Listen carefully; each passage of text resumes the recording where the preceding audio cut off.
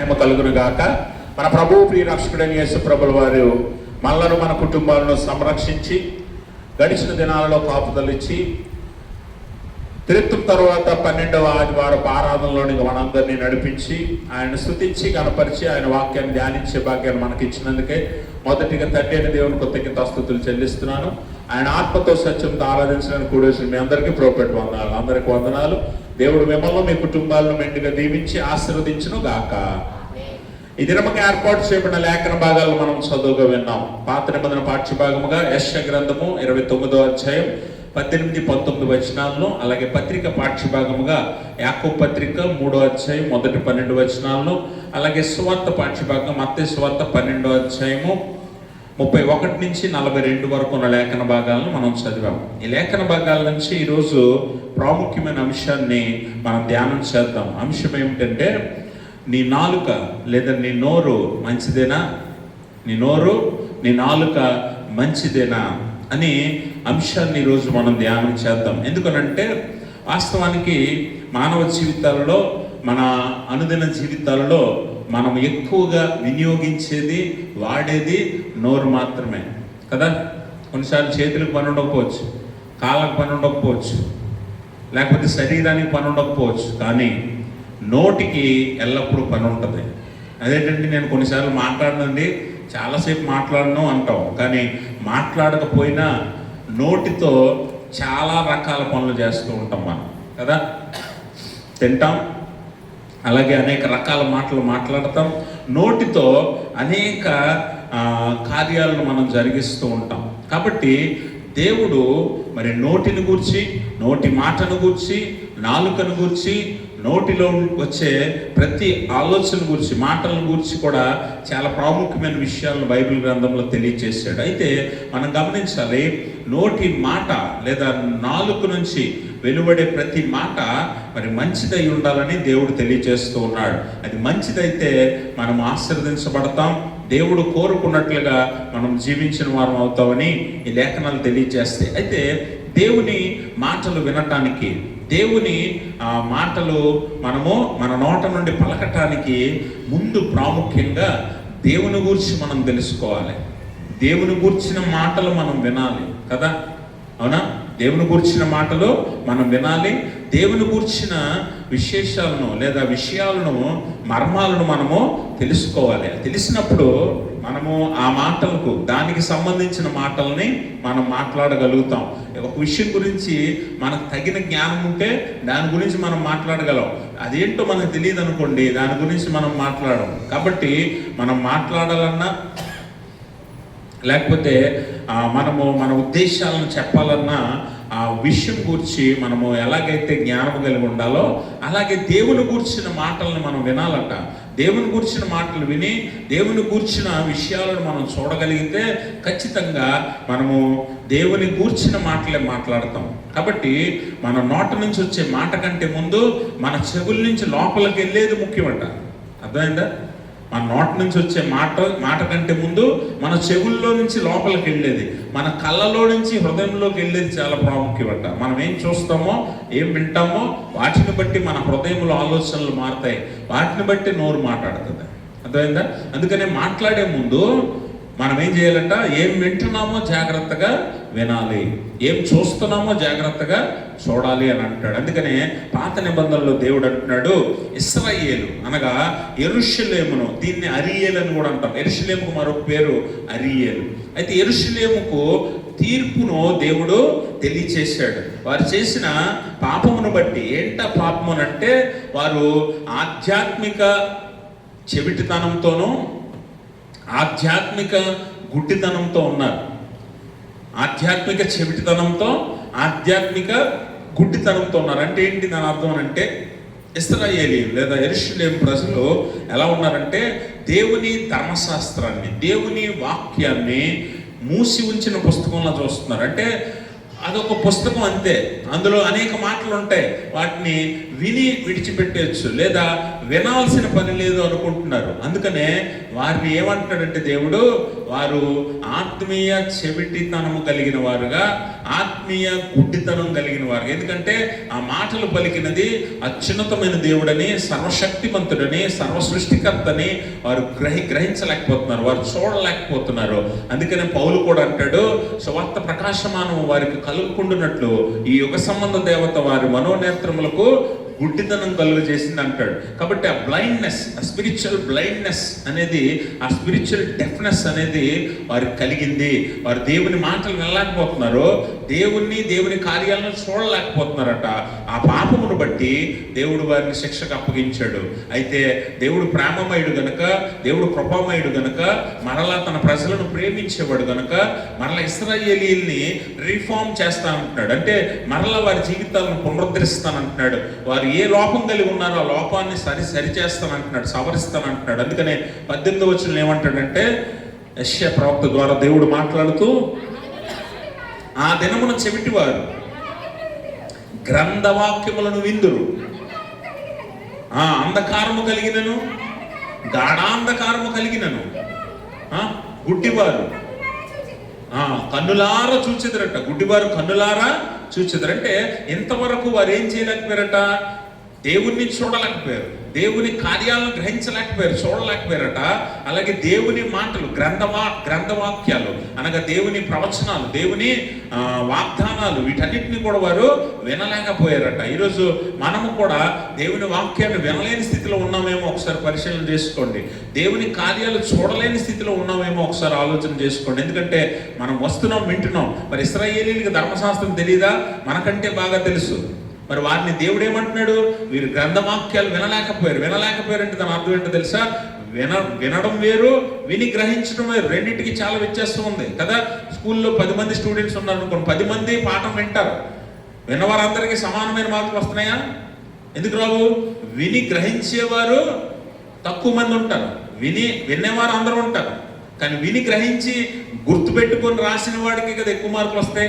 అలాగే పరిశుద్ధాలయంలో దేవుని సన్నిధిలో కూర్చుని మన అందరం వాక్యం వింటున్నాం, కానీ అందరము గ్రహిస్తున్నామా? ఇది చాలా ప్రాముఖ్యం. అందుకని యేసుప్రభువు అంటాడు, ఎక్కడ బోధించినా ఆయన ఏమంటాడంటే, చెవి గలవాడు వినుగాక. చెవి గలవాడు అనగా చెవులు ఇక్కడ అందరికి ఉన్నట్టున్నాయి. ఉన్నాయా లేవా? అందరికి ఉన్నాయా? వేసుకొని చెవులు కప్పేశారు కదా. ఉన్నాయా లేవా? అందరికి ఉన్నాయి. మరి చెవి గలవాడే వినుగాక అని ఎందుకు అంటున్నాడు? చెవులు ఉన్న వాళ్ళు అందరూ వింటారుగా. ప్రత్యేకంగా ఎందుకు అంటున్నాడంటే, చెవి గలవాడు అనగా చెవి పెట్టి ఎవడైతే జాగ్రత్తగా వింటాడో వాడు గ్రహిస్తాడు, గ్రహించిన వాడు దాన్ని జ్ఞాపకమందు ఉంచుకుంటాడు, జ్ఞాపకమందు ఉంచుకున్న వాడు దాన్ని ఆచరిస్తాడు. అది కావాలి దేవుడికి. అందుకనే చెవిటివాడు అన్నాడు, చెవి గలవాడు అన్నాడు. కాబట్టి ఇప్పుడు ఇశ్రాయేలీయులు దేవుని ప్రజలైనటువంటి వారు ధర్మశాస్త్రం ఎరిగి, పరిశుద్ధ గ్రంథాన్ని ఎరిగి, అందులోని మాటలను వారు వినలేకపోతున్నారు. అర్థమైంది మీకు? ఎందుకు వినలేకపోతున్నారట? వింటున్నారు. ఈరోజు ఎక్కడ కూర్చొని మీరే కాదు, ఈ మాట ఎక్కడ దాకా వెళ్తుంది అక్కడ వరకు వెళ్ళిన వారు అందరూ కూడా వింటున్నారు కదా. విన్నవారు అందరూ విన్నట్టేనా అంటే కాదంటుంది దేవుని వాక్యం. ఎందుకంటే విని విడిచిపెట్టేసేవారు కాదు దేవునికి కావాల్సింది, విని గ్రహించేవారు కావాలి. అందుకనే ఈ రోజు నుంచి దేవుడు అంటున్నాడు, I will reform all your lifes. మీ జీవితాలను నేను మారుస్తాను. ఇశ్రాయేలీయులకు వాగ్దానం చేస్తున్నాడు దేవుడు. మీరు ఎలాంటి వారట? ఆత్మీయ చేపితనం కలవారు. కాబట్టి ఇక మీదట మీరు దేవుని వాక్యాన్ని వింటారు, అలాగే దేవుని కార్యాలను మీరు చూస్తారు. అంధకారంలో కూడా దేవుడు మిమ్మల్ని కన్నులారా చూసేలా చేస్తాడని దేవుని గూర్చిన, యేసు ప్రభువుని గూర్చిన వాగ్దానాన్ని దేవుడు తెలియజేస్తూ ఉన్నాడు. అందుకని నిన్న శుక్రవారం కూడా నేను మీకు మాట తెలియజేశాను. శుక్రవారం ధ్యానంలో కూడా మనల్ని యేసు ప్రభువారు ఈ లోకంలోనికి ఎందుకు వచ్చాడట? మనల్ని చీకట్లో ఉన్న మనల్ని వెలుగులోనికి తీసుకురావడానికి వచ్చాడు ఆయన.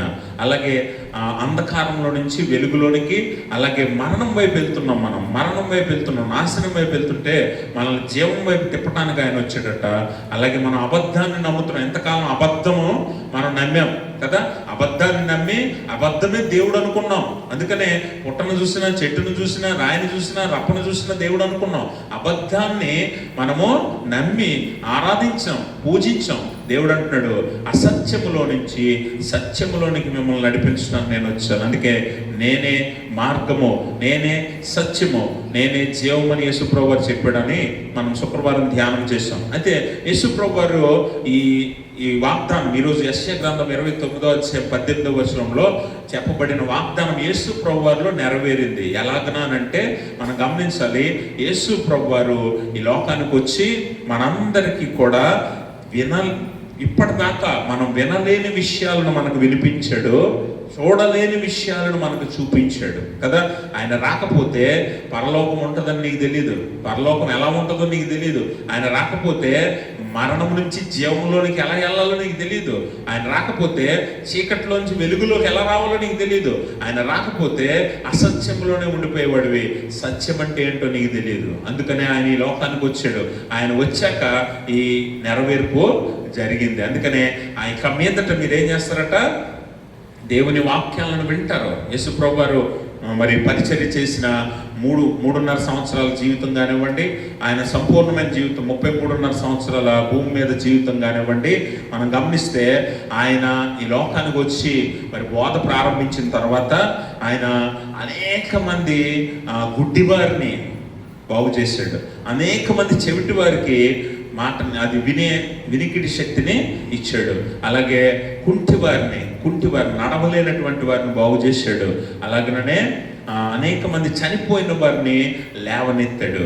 కాబట్టి ఈరోజు ఆ కార్యాలన్నీ భౌతికంగా దేవుడు చేశాడు, కానీ అందులో లోతైన ఆత్మీయ మర్మం ఏంటనంటే, నువ్వు ఆధ్యాత్మికంగా దేవుని మాటలు వినలేని చెవిటివాడివి, దేవుని కార్యాలను చూడలేని గుడ్డివాడివి, దేవుని దగ్గరకు నడిచి రాలేని కుంటివాడివి, దేవునిలో ఆత్మీయంగా చచ్చిన వాడివి. అది మనం గమనించాలి.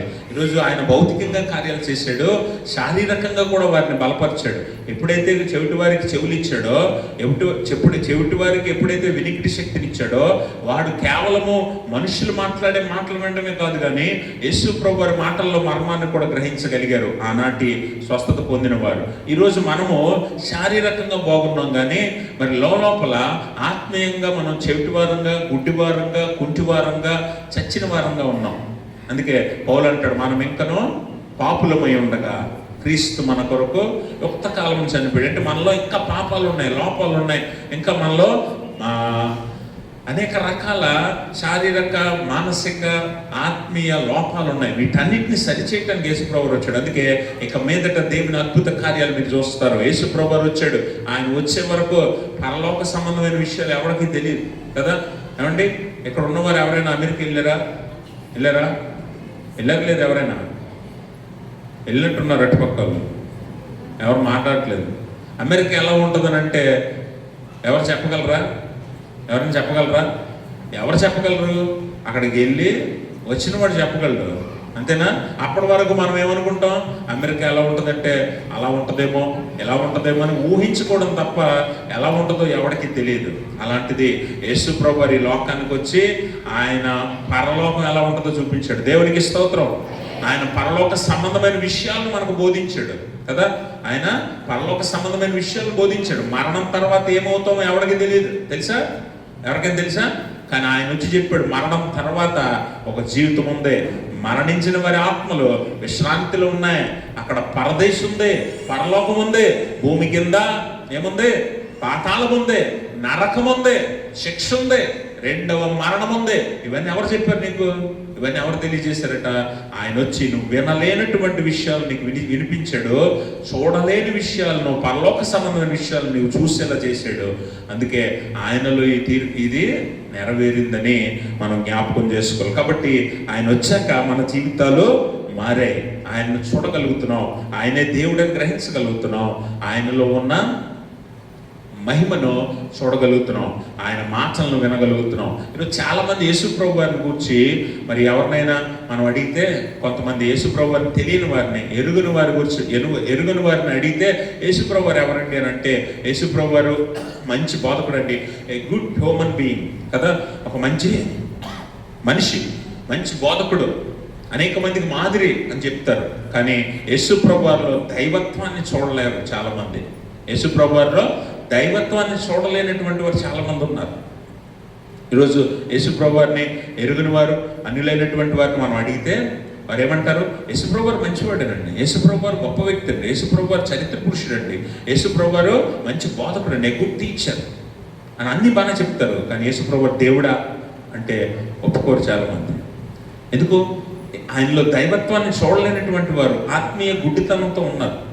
అందుకే సువార్త ప్రకాశము వారికి కలుగకుండానట్లు ఈ యుగ సంబంధ దేవత వారికి గుడ్డితనం కలుగజేస్తుంది, మనోనేత్రాలకి గుడ్డితనం కలుగజేస్తుంది. అందుకనే యోహాను భక్తుడు మత్తయి, మార్కు, లూకా సువార్తలో ఆయన జీవించిన జీవితం గురించి, భూ సంబంధమైన పరిచర్య, భూ సంబంధమైన జీవితం గురించి ఆయన తెలియజేస్తే మత్తయి, మార్కు, లూకా, యోహాను భక్తుడు ప్రత్యేకంగా రాశాడు. ఎందుకంటే ఆయనలో దేవుడు ఎలా ఉన్నాడో, ఆయన దేవుడు ఎందుకు అయ్యాడో, ఆయన దేవుడే అనే విషయాన్ని నిరూపించడానికి యోహాను సువార్త రాశాడు యోహాను భక్తుడు. అందుకనే ప్రారంభం నుంచి ఎలా మొదలు పెడతాడంటే, ఆది యందు వాక్యం ఉందట, వాక్యం దేవుని దగ్గర ఉందట, ఆ వాక్యమే దేవుడయ్యాడట, ఆ వాక్యమే శరీరధారి అయి ఎలా జీవించాడు మన మధ్య, కృపాసత్య సంపూర్ణునిగా మన మధ్య నివసించాడు.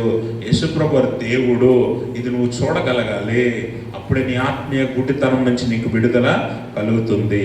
కాబట్టి ఆయనలో ఉన్న దైవత్వాన్ని నువ్వు చూడగలిగేలా, ఆయన బోధల్లో ఉన్న మర్మాన్ని వినగలిగేలా దేవుడు నీకు ఈ స్థితిని కలుగజేశాడు అనే విషయాన్ని మనం అర్థం చేసుకోవాలి. ఈరోజు మన జీవితాల్లో ఈ మార్పు కలిగింది, విశ్వాసంలో నడుస్తున్నామంటే యేసుప్రభు రాకను బట్టి. తర్వాత రెండో విషయం ఏమంటాడంటే 19వ వచనం అంటాడు, యెహోవా యందు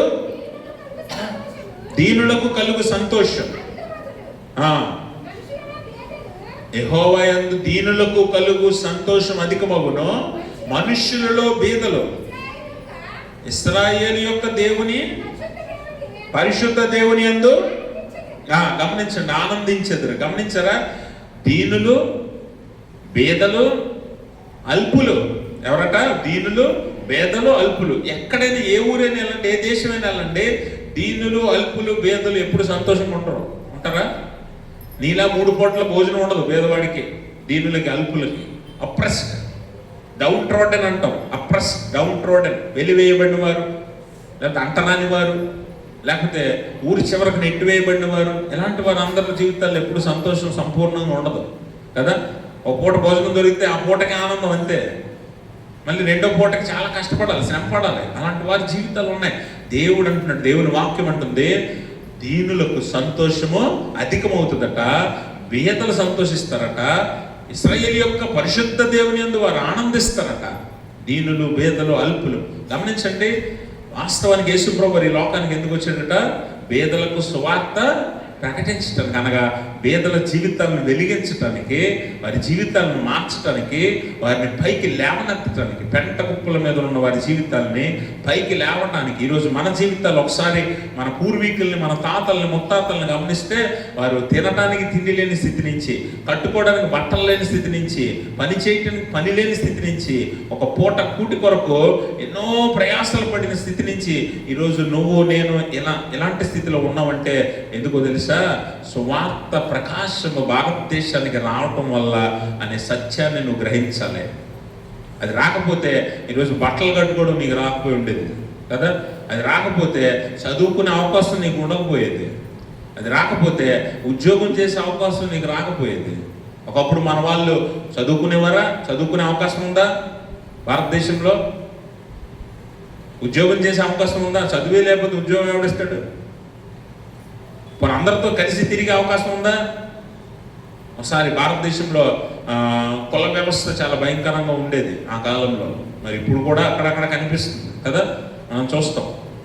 ఆ కాలంలో కుల వ్యవస్థ ఎంత తీవ్రంగా ప్రభావితం చేసిందంటే నిమ్మన జాతి, చిన్న కులాల వారి మీద చాలా గట్టి ప్రభావం చూపించింది. అందుకే ఆనాటి తక్కువ జాతి వారు లేదా తక్కువ కులాల వారు ఏ పని చేయడానికి అర్హులు కాదు, ఉద్యోగాలు చేయడానికి అవకాశాలు ఉండేవి కాదు, అందరితో కలిసి జీవించడానికి అవకాశం ఉండేది కాదు కదా.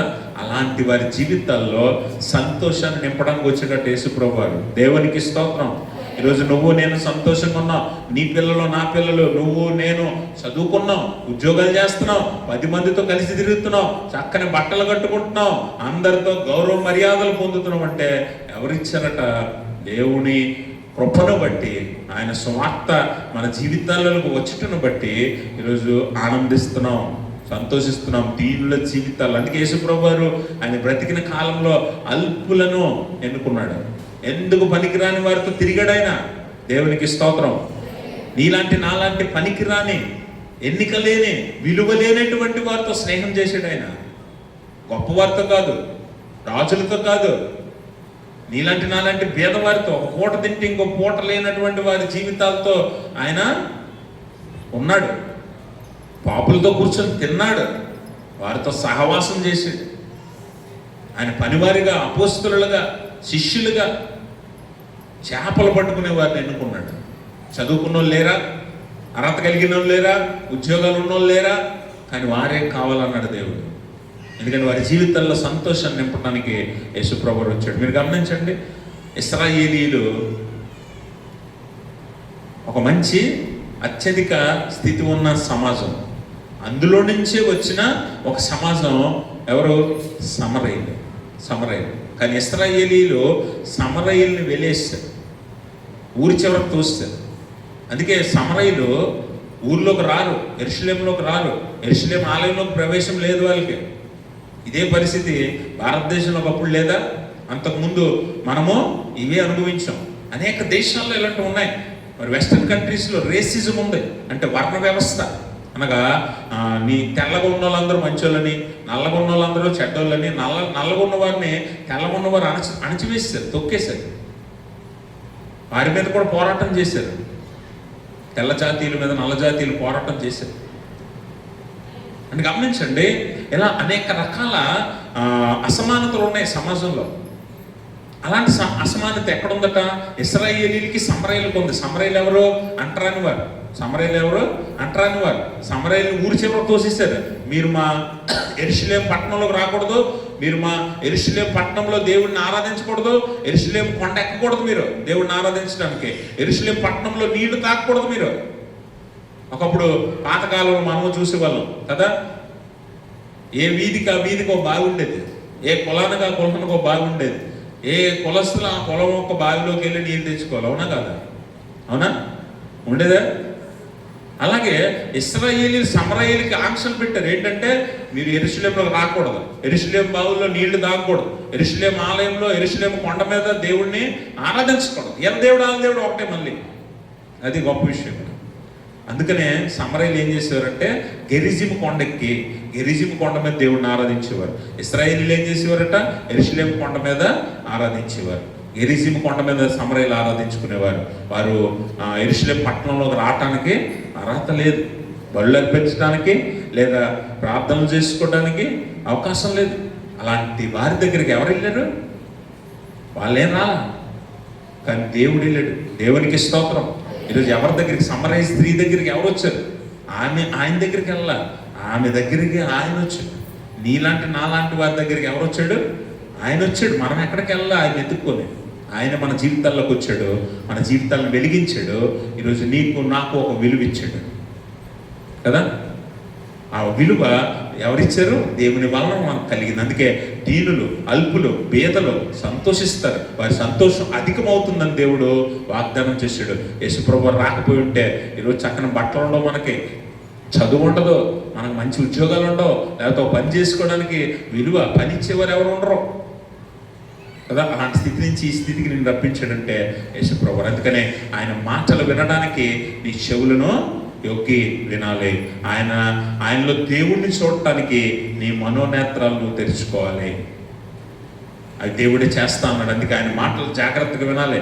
ఆయన దగ్గరికి పరిగెత్తుకుని వచ్చే విశ్వాసిగా ఉండాలి తప్ప కుంటివాళ్ళలాగా ఆదివారం రాగానే కాళ్ళు బంద్ చేయవు. కొంతమందికి సోమవారం నుంచి శనివారం దాకా ఊరంతా తిరుగుతారు. ఆదివారం రాగానే కాళ్ళు బంచేవు, చేతులు బంచేవు, ఒళ్ళు బంచేదు, శరీరం అంతా బలహీన పడిపోద్ది. చచ్చిపడిపోయినట్టు కదలలేరు, మెదలలేరు. ఆదివారం రాగానే మంచం నుంచి కదా కొంతమంది ఉన్నారు.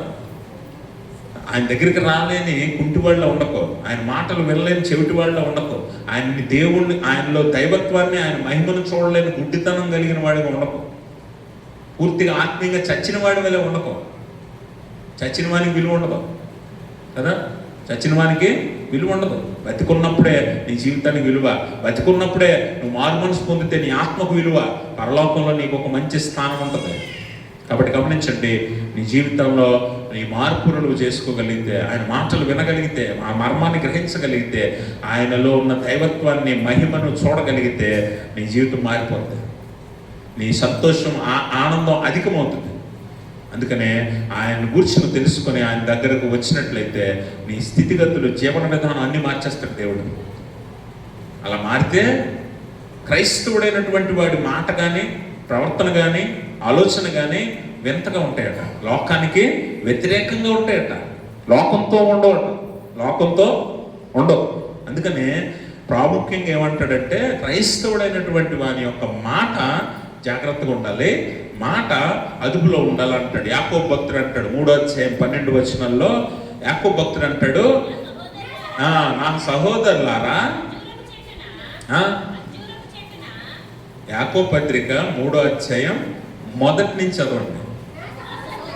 నా సహోదరులారా, బోధకులమైన మనము మరి కఠినమైన తీర్పు పొందుదామని ఎరిగి మీలో అనేకులు ఏమవ్వద్దు అంటాడు, బోధకులు అవ్వద్దు. ఎందుకు అన్నాడో తెలుసా? వాస్తవానికి బోధకుడు లేదా బోధించేవాడి యొక్క ప్రాముఖ్యమైన పని ఏంటి అని అంటే మాటే, నోట్లోంచి మాటే కదా.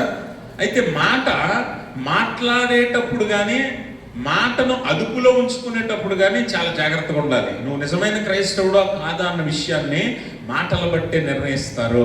అందుకనే మాట చాలా జాగ్రత్త కాపాడుకోవాలట.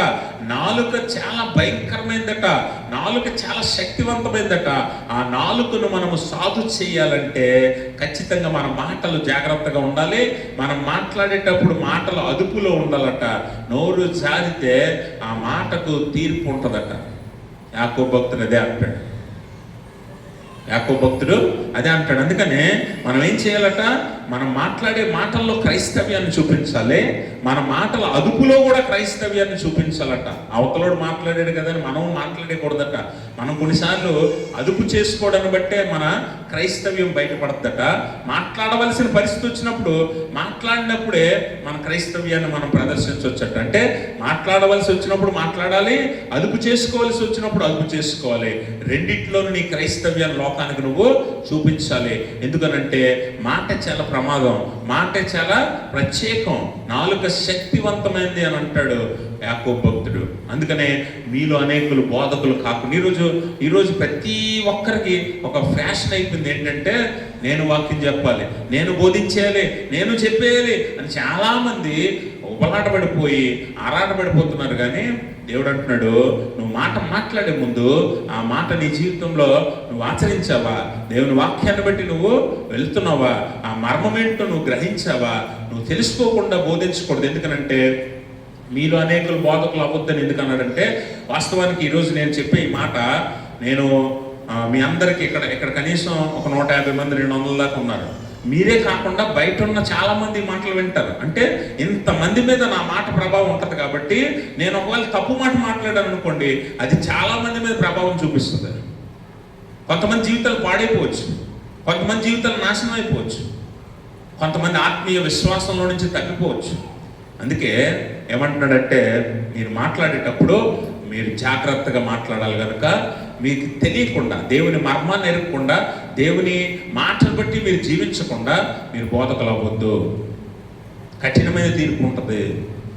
ఎందుకంటే మీ ప్రభావం మీ మీద ఒక్కరి మీద కాదు, 10 మంది జీవితాల మీద పడుతుంది. కాబట్టి మీ జీవితంతో పాటు అనేక మంది జీవితాలు మీరు పాడు చేస్తారు. కాబట్టి మీరు అనేకులు బోధకులు అవ్వద్దు అని యాకోబు భక్తుడు హెచ్చరిస్తున్నాడు. అన్నిటికీ ముఖ్యం ఏంటంటే మాట కదా. మనం తెలియకుండా ఈరోజు చాలా మంది ఆసక్తి కలిగిన వారు వాక్యం చెప్పాలనుకోవచ్చు, తప్పులేదు. కానీ చెప్పడానికి ముందు ఆ వాక్యాన్ని మనం పాటించాలి, ఆ వాక్యం యొక్క వెనక ఉన్న మర్మాన్ని కూడా మనం గ్రహించాలి. అందుకే కదా మీలో చాలా మంది ధర్మశాస్త్ర వాక్యములను విందురు అని పాత నిబంధనలు ఎందుకు చెప్పాడు? వినడం అంటే గ్రహించడం.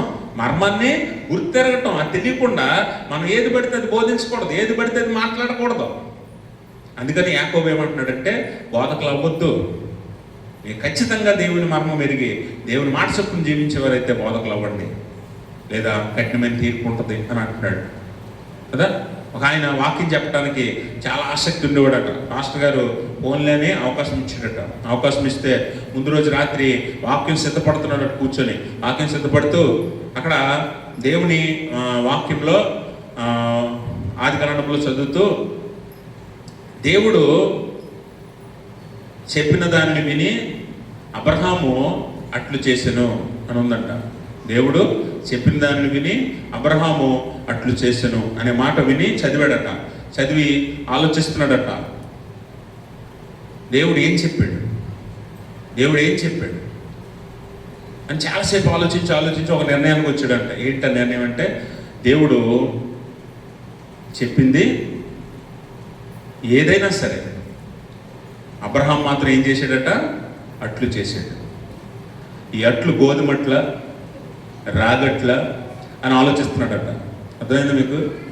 అంటే చాలామంది దేవుని యొక్క వాక్యం మూలాన్ని, మర్మాన్ని ఎరుగక బోధిస్తారు చాలామంది. అందుకనే బోధకులు అవ్వద్దు అంటాడు. కనుక గమనించండి, మన మాట అవతల వారి మీద చాలా ప్రభావం చూపిస్తుంది. అందుకని నాలుక శక్తివంతమైంది, దాన్ని సాధు చేయగలగాలి అని అంటే నీ శక్తి సరిపోదు, నీ శక్తి సరిపోదు అని అంటాడు యాకోబు భక్తుడు. చూడండి ఒకసారి నాలుక గురించి 3 ప్రాముఖ్యమైన ఉదాహరణలు చెప్తాడు. ఒకటి గుర్రము గురించి మాట్లాడతాడు. గుర్రము చాలా బలమైంది, చాలా వేగవంతమైంది. దాన్ని సాధు చేయాలంటే, దాన్ని ఆపాలంటే దేనికి? నోటికి కళ్ళెం వేస్తారు. లేదంటే గుర్రం ఎటు పరిగెడుతుందో, ఎక్కడికి వెళ్తుందో ఎవరికి తెలియదు. దాన్ని ఆపడం ఎవరి వల్ల అవ్వదు. నువ్వు కాళ్ళు కట్టినా, లేకపోతే మెడ కట్టినా, తాళ్ళు కట్టినా, ఏం చేసినా గుర్రాన్ని ఆపలేవు. నీ సాధు చేయడం అంటే ఏంటి? మన మాట ఇన్నేలా చేయాలి. అదేనా సాధు చేయడం అంటే? సాధు చేయడం అంటే ఏంటి? మన కంట్రోల్లో ఉండాలి, మన ఆధీనంలో ఉండాలి, మనం చెప్పింది చేయాలి. అలా చేయాలంటే గుర్రంను ఎన్ని చేసినా చేయదు, కానీ నోటికి కళ్ళు వేయాలా, కళ్ళకు కంత కట్టాలా, అప్పుడు నీ మాట ఏంటది, నువ్వు ఎటు వెళ్ళమంటే అటు వెళ్తుంది కదా. అలాగే వాడ గురించి మాట్లాడతాడు. వాడ అలాంటిదట, వాడ చాలా పెద్దది సముద్రంలో. అలాంటి వాడ గాలికి ఎటుబడితే కొట్టుకొని పోతుంటుంది, కానీ వాడ నడిపేవాని ఉద్దేశం చొప్పున దాని మార్గం ఎవరు నిర్ణయిస్తారట? చిన్న చుక్కాని అంటే ఏంటి? కాంపాస్, దిక్సూచి అంటాం కదా, దిక్సూచి కాంపాస్ అంటాం కదా, దాన్ని చుక్కాని అంటాం. అది ఎటు చూపిస్తే, ఎటు వెళ్ళాలనుకుంటే ఓడ నావికుడు అటు ఓడని తిప్పుతుంది అది కదా. అలాగే చిన్న అగ్గి రవ్వ ఎంత విస్తారమైన అడవిని కాలుస్తుంది. అలాంటిది నాలుక. నీ శరీరం అంతటిని, నీ జీవితం అంతటిని, నీ ప్రవర్తన అంతటిని, నీ బతుకంతటిని మార్చేయగలదట. ఏది? నాలుక. అవసరమైతే నీ జీవితాన్ని కట్టగలదట, నాశనం చేయగలదట. మీకు అందరికి తెలుసు, మనలో చాలామంది ఈ పుల్లలు పెట్టేవాళ్ళు తెలుసా మీకు? ఎన్ని అవుతారు? పుల్లలు పెట్టేవారంటే పొయ్యిలో కాదు, ఎక్కడ? వాళ్ళ జీవితాల్లో, వీళ్ళ జీవితాల్లో పుల్లలు పెట్టేవారు తెలుసా? మాకు తెలియదండి, మేమే పెడుతుంటాం అంటారా? పుల్లలు పెట్టేవారు మాకు తెలియదు కానీ మేమే పెడుతుంటాం పుల్లలు అంటారా? వాళ్ళు ఏం చేస్తారు? ఏం వాడతారు వాళ్ళు పుల్లలు పెట్టడానికి? ఏం వాడతారు? నోరు వాడతారు. వాళ్ళ దగ్గరికి వెళ్ళి చెవిలో ఊపుతారు. మళ్ళీ అక్కడ అయిపోగానే ఇక్కడ ఇంకో దగ్గరికి వెళ్ళి అక్కడ ఊపుతారు చెవిలో. వీళ్ళిద్దరు కొట్టుకు చేస్తుంటే పక్కన కూర్చొని నవ్వుతారు. ఏళ్ళనే పుల్లలు పెట్టేవాళ్ళు అంటారు. చాలామంది గుర్తొస్తున్నారు కదా మీకు, వస్తున్నారా? ఇలాంటి వారి నాలుకను సాధు చేయటం అసాధ్యం. అందుకనే దేవుడు ఏమంటాడంటే, మీ మాట జాగ్రత్తగా మాట్లాడాలి.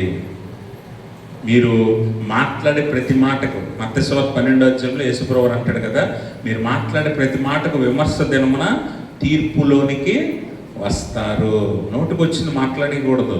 అవతల వారి గురించి నీకు తెలియకపోయినా, నీకు నచ్చినట్టు, నీకు వాళ్ళని కోపం ఉందనుకోండి, ఏది పడితే సాక్ష్యం చెప్పకూడదు. 10 ఆజ్ఞలు అంటాడు కదా, నీ పొరుగు వాని మీద అబద్ధ సాక్ష్యము నీకేంటో తెలియదు. అవతలోడు కష్టపడి ఇల్లు కట్టుకుంటాడు, నీకు తెలియదు ఆడు ఎలా సంపాదించాడు, ఆడి మీద నీకు కోపం, ఎందుకంటే నీకు ఇల్లు లేదు, ఆడు ఇల్లు కట్టుకున్నాడు. ఆ ద్వేషం ఉంటుంది, ఆ అసూయ ఉంటుంది. అప్పుడు ఏమంటావు, ఆడండి ఉద్యోగం చేసేవాడు అనుకోండి, అటు జీతం కాదండి బాబు, ఆడికి బోల్డ్ లంచం వచ్చేది. నీకు తెలియదు అసలు, ఆడు తీసుకోవడం చూడవు నువ్వు కదా, ఆడు తీసుకోవడం చూడవు, ఆడు ఎంత కష్టపడుతున్నావు నువ్వు చూడవు. కానీ నీ మీద వాడి మీద నీకు అసూయ ఉంటుంది, ద్వేషం ఉంటుంది. కాబట్టి ఏదో తప్పు మాట మాట్లాడేయాలి, తప్పు సాక్ష్యం చెప్పేయాలి, జనాలందరూ అనిచి అనాలి, అది చూసి నువ్వు ఆనందించాలి. ఈ దురుద్దేశం, ఈ దుర్బుద్ధి నీ హృదయంలో పుడుతుంది. అందుకనే హృదయం నిండుకున్నది నోరు మాట్లాడుతుందని యేసుప్రభువు అంటాడు. నీ హృదయం దేనితో నింపుకుంటున్నావు జాగ్రత్తగా విను, జాగ్రత్తగా చూసుకో. అందుకని దేవుని మాటలు వింటే దేవుని మాటలే నీ హృదయం నిండితే. యేసుప్రభువు అంటాడు కదా, సజ్జనుడు తన మంచి ధననిధి నుండి తీసుకొస్తాడట, దుర్జనుడు తన చెడ్డ ధననిధి నుంచి తీసుకొస్తాడట. ఏ చెట్టుకి ఆ పళ్ళే కాస్తాయి కదా, మంచి చెట్టు అయితే మంచి పళ్ళు, చెడ్డ చెట్టు అయితే చెడ్డ పళ్ళు. జామ చెట్టు ఉందండి, జామ చెట్టుని తీసుకొచ్చి ఎక్కడ పాతినా అక్కడ పాతినా ఎక్కడ పాతినా చివరికి వచ్చే పండేటి జామ పండే. మామిడి చెట్టు ఉంది, ఈ దేశంలో వేసినా ఆ దేశంలో వేసినా ఏ దేశంలో వేసినా మామిడి పండే వస్తుంది. నీలో చెడ్డ హృదయం ఉందనుకోండి, ఎక్కడికి వెళ్ళు నీ మాట బాగోదు. అందుకే ఇక్కడ యాకోబు భక్తుడు అంటాడు, మంచి జల నుంచి చేదు నీరు వస్తుందా? మనం మాత్రం ఒకే నోటితో ఆలయంలో కూర్చొని ఏం చేస్తాం, ఆరాధనలు, ప్రార్థనలు, విజ్ఞాపనలు, పాటలు అన్నీ ఒకే నోటితో పాడి ఈ తలుపు దాటగానే, ఎక్కువ దూరం అక్కర్లా, ఈ గేట్ ఉందా, ఈ తలుపు చర్చ్ గేట్, ఇది దాటి అవతలకి వెళ్ళగానే ఎవడైనా ఎదురైపోయాడు అనుకోండి, నీకు కోపం, నీ మీద బాగా కోపం ఉన్నాడు, లేదంటే నీకు నచ్చనోడు ఎవడైనా ఎదురైపోయాడు అనుకోండి, మనసులో అక్కడి నుంచి తిట్టుకుంటూ ఇంటికి వెళ్తావు కదా. ఇక్కడేమో స్తుతులు, ఇక్కడేమో పాటలు, ఎక్కడేమో ఆరాధనలు, ఎక్కడేమో ప్రార్థనలు. ఆ గేటు దాటగానే బూతులు, ఆ గేటు దాటగానే అబద్ధాలు, ఆ గేటు దాటగానే నీ నోటి నుంచి రాకూడని మాటలు అన్నీ అందులోంచి వస్తున్నాయి. దేవుడు అంటున్నాడు, యాకోబు భక్తుడు అంటున్నాడు, ఒకే చలనండి మంచినీరు చేదు నీరు ఊరుతుంది, అసలు అసాధ్యం అది కదా. అలాంటిది మరి మీ నోటి నుంచి మంచి మాటలు చెడ్డ మాటలు ఎందుకు వస్తున్నాయి? రెండు ఎందుకు వస్తున్నాయి అంటే మీ నోరు ఎలాంటిదట, మీ నాలుగు ఎలాంటిది అంటాడు చూడండి. యాకోబు 6వ వచనంలో, నాలుగు ఎలాంటిదట, నీ బతుకును కాల్చి చేసే అగ్ని లాంటిదట నాలుక. అందుకే నాలుకను జాగ్రత్తగా సాధు చేయాలట. అగ్నియే నాలుక మన అవయములలో ఉంచబడిన పాప ప్రపంచమై సర్వ శరీరమునకు మాలిన్యము కలుగు చేయొచ్చు, ప్రకృతి చక్రమునకు చిచ్చు పెట్టును, అది నరకము చేత చిచ్చు పెట్టిన. ఇక్కడ నరకము అనే మాటకి యాకోబు వాడిన మాట గెహన్నా. గెహన్నా అంటే నరకము. ఈ నరకము అనే మాట నాలుకకు వాడాడు. అంటే చూడండి ఎంత ప్రమాదకరమో నాలుక. అవసరమైతే నీ సర్వ శరీరాన్ని నరకంలోకి తీసుకెళ్ళిపోద్ది నాలుక. అంత జాగ్రత్తగా నాలుగుతో ఉండాలి. అందుకే నోటిని కాచుకోమంటాడు దేవుడు. నోటిని కాచుకోవాలి. ఎక్కడ కాచుకోవాలో, ఎక్కడ మాట్లాడాలో నీకు తెలియాల కదా.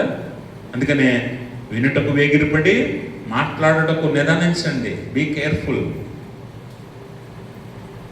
ఒకవేళ మన నోటికి వచ్చినట్టు మనం మాట్లాడేస్తుంటే మనకి హృదయంలో ఏదైతే నిండిందో అది మనం మాట్లాడి దేవునికి మనం విరోధి అవుతామేమో ఒకసారి జాగ్రత్తగా చూసుకోవాలని దేవుని వాక్యము తెలియజేస్తుంది. కాబట్టి మనం ఆలోచన చేయాలి. మన నోరు మంచిదైతే ఖచ్చితంగా దేవునికి మనము మహిమను తీసుకురాగలుగుతామని దేవుని వాక్యము తెలియజేస్తుంది. కాబట్టి గమనించండి ప్రభునందు ప్రియమైన స్నేహితులారా, మన మాట స్థిరమై ఉండాలి. మన మాట స్థిరత్వం కలిగి ఉండాలి. అంటే చాలా మంది ఉంటారు చూసారా, ఈరోజు నీ పక్షాన్ని మాట్లాడి నువ్వు చేసింది రైట్ అన్నాడు, రేపు ఏమంటాడంటే నువ్వు చేసిందే తప్పు అంటాడు.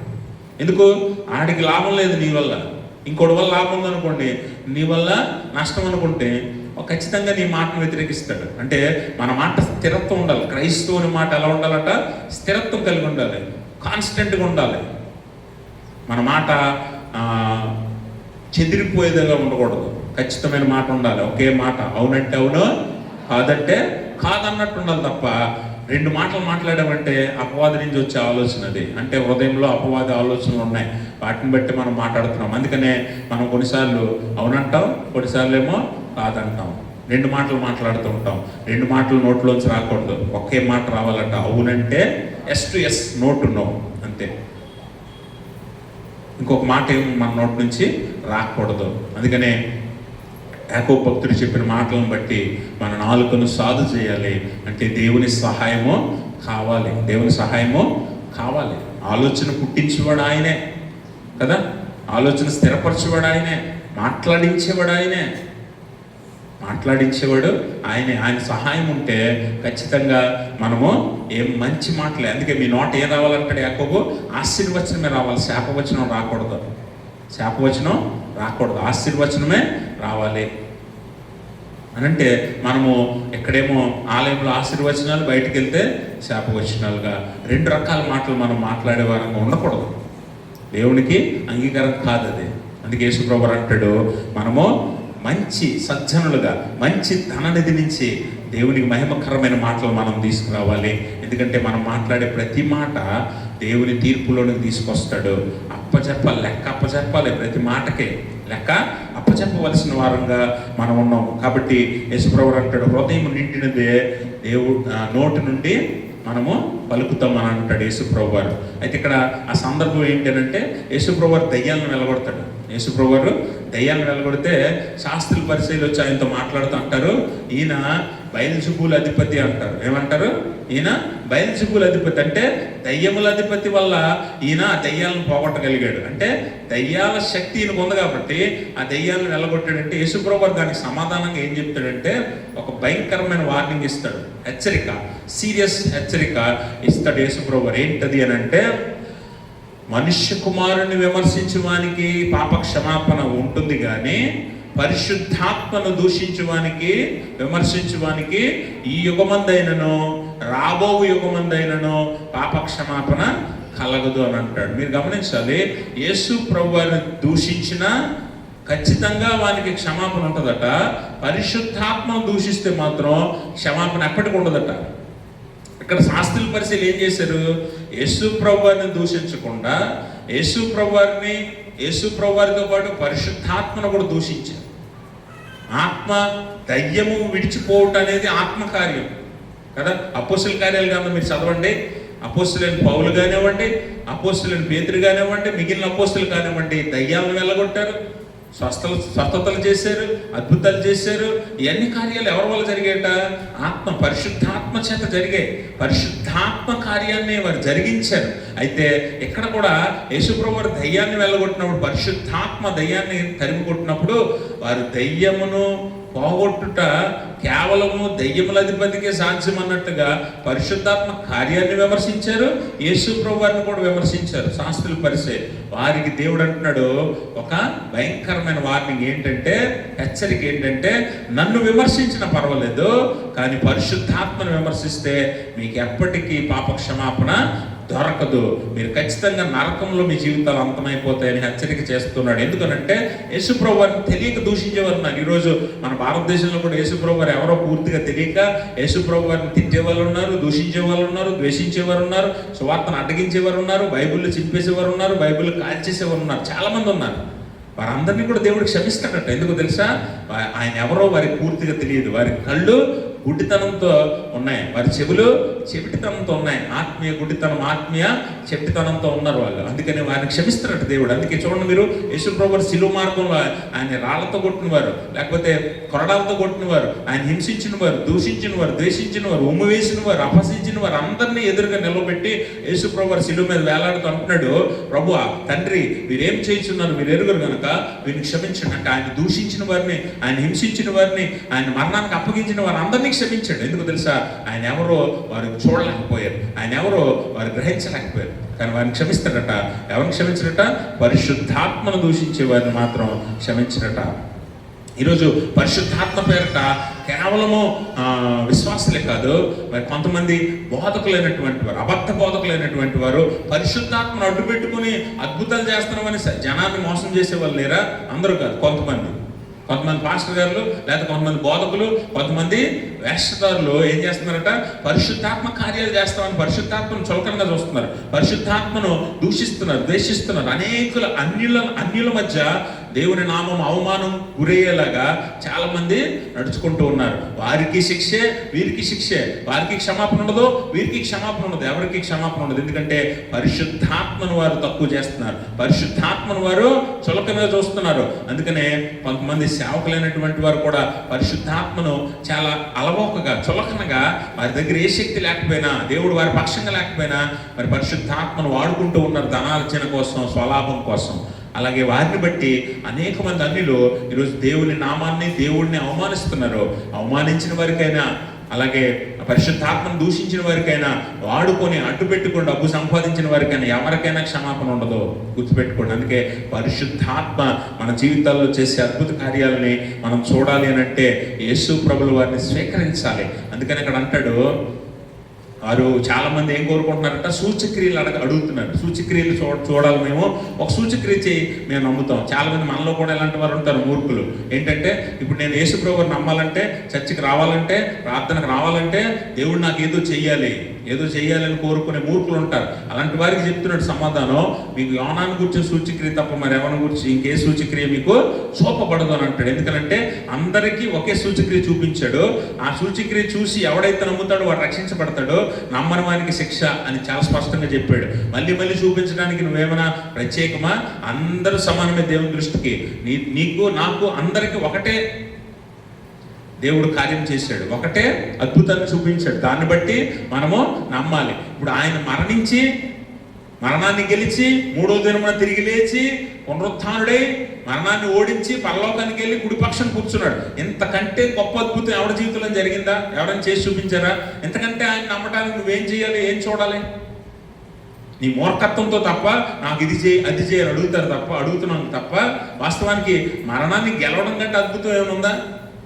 ఇది ఒకటి చాలదా ఆయన నమ్మడానికి దేవుడని?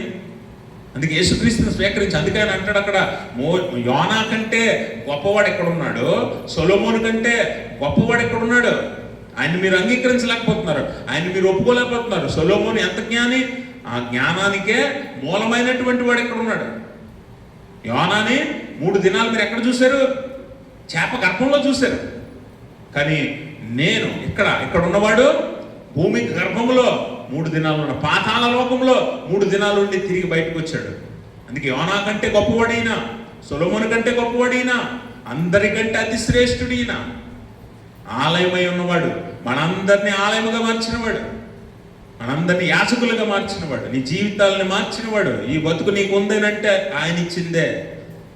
అంత గొప్పవాడిని నువ్వు అంగీకరించలేకపోతే ఆయన గూర్చిన మర్మాలను గ్రహించలేవు, ఆయనలో ఉన్న దైవత్వాన్ని చూడలేవు, ఎప్పటికీ పరలోకం చేరలేవు. అందుకే ఆయన స్వీకరించాలి, ఆయన మాటలను బట్టి నువ్వు జీవించాలి. నీ మాటలు జాగ్రత్తగా చూసుకోవాలి, నీ మాటలను బట్టి తీర్పులోకి వస్తావని జ్ఞాపకం చేసుకోవాలి.